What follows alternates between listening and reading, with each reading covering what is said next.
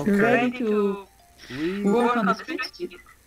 oh good. You know what were we going to do? We were going to prove to people because you got these wonderful LinkedIn comments. We were going to prove to people that we can make a UDF function that is not so complicated, right? That was one of the things that's logical, that applies for different models.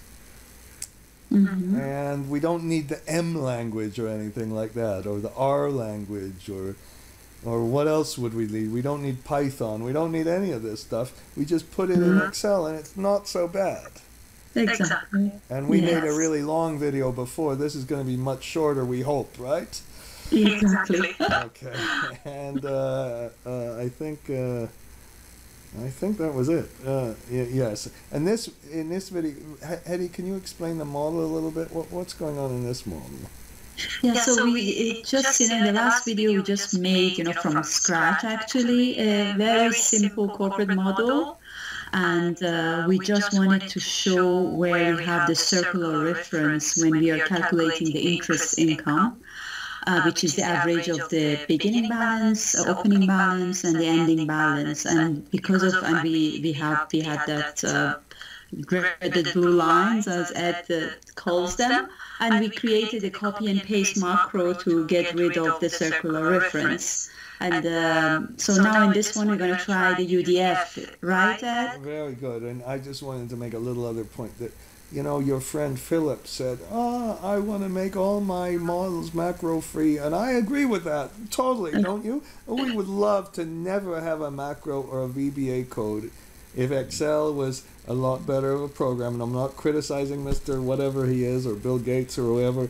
But if Excel, really, we wouldn't need this. We have to fix the circular reference things in Excel, because if we didn't do the copy and paste, it broke. And if you want to look at the copy paste, you look at the long video. Hetty, could you just change the interest rate and let's show the copy and paste? Yes. Okay. And then we have a problem we have to run. Okay, so this is only one line, so it's kind of fast, but I mean, in the project finance model that I am usually working on, I have mainly like 10 lines that are causing circular reference, and it needs to be copy and pasted several times, so it takes time, really. Oh, really? Okay. But this one, even if we made a little graph and all that, we'd have to press the copy and paste thing every time we change a scenario and all that. And the copy paste wasn't that easy to do. Okay. True. And because I made some mistakes. So now what we're going to do is just put our UDF function in, and I'll get to the point. So what should we do? Hetty, could you just go to the VBA code? I guess you can press Alt F11. Exactly. Okay. So I have the copy and paste code here. So I guess, Ed, we can continue with the same module, right? Or you want to insert a new one? Yeah. And we're going to make a function. Okay, perfect. So let's just start with a function, right? Yeah. And shall we call it at this time? You name it. Yeah, it's a big decision. It's too big for me to...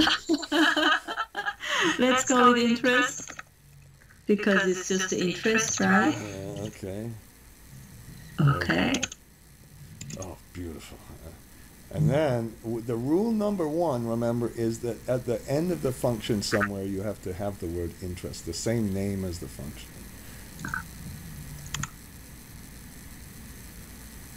And now let's put this time. Let's remember the problem that the circular reference problem was caused because the interest is the average of the opening and closing balance. So the next thing you can do is you can make Excel functions in the VBA code. Very good. How'd you do that? Worksheet function. Yeah, good. And then we have max, you said, right? No, we need the maximum. Average. This is average because we're just going to make the... And then like Excel is going to give us, the options. And you put, it doesn't tell us, but we'll put the opening balance and the closing balance of the cash. Yeah. And because the closing balance is affected by the cash flow, and we'll see where the circular reference comes in right here. And then press enter. Now, unlike a macro, I call the copy and paste a macro. if you have anything you're going to use in a function, you have to bring it into the function. So can we bring the opening balance into the function? Sure. Okay.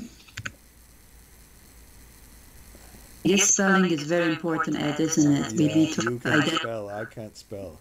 I used to get yelled at by my mother because I couldn't spell the word very, V-E-R-Y, as a kid. I shouldn't have told you that. Can you put now? So then now, but the problem is we don't know closing balance. So what? Here is the principle. I need to emphasize the principle.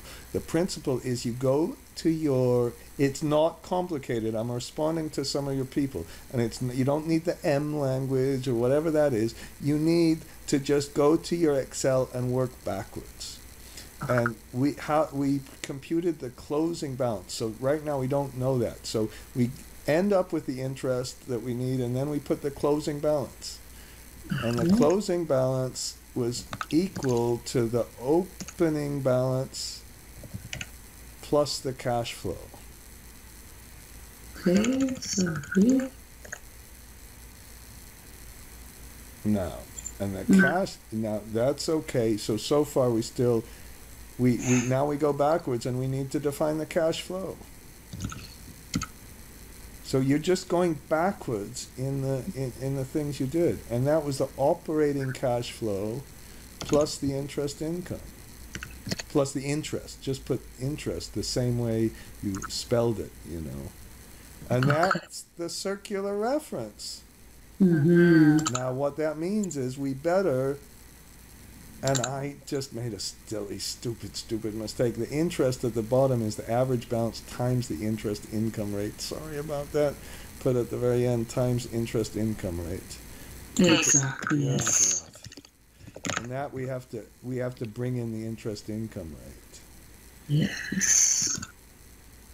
Let's bring it here.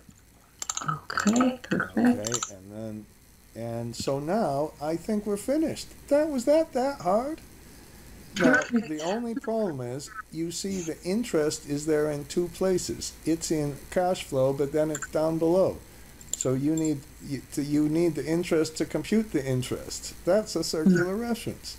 Now, here's the trick. I don't understand exactly why it works, but if you do the iteration within a function, you don't have all those problems with the iteration button, you know, in Excel with the formulas. So could you do a loop around this?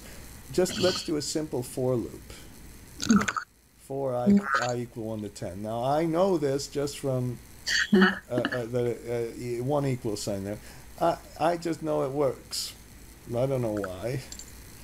And press enter and put next I. Now we're going to do it much fancier. If you're yelling at me now because I did it simplistically and you don't know the iterations, that's fine. But we're just going to test if it works. And let's go back to our Excel sheet. Okay, shall I do it here instead of the hard-coded figure? Exactly. So if somebody's saying, "Oh no, the UDF doesn't give me the transparency of a copy paste," which I would swear at and say that's bullshit. Sorry if I offended you, Hetty. You go down and put interest. Exactly. So it's going to read it because now it's a function. It's going to come when I type int. Oh, yeah, right. And how do you get the arguments?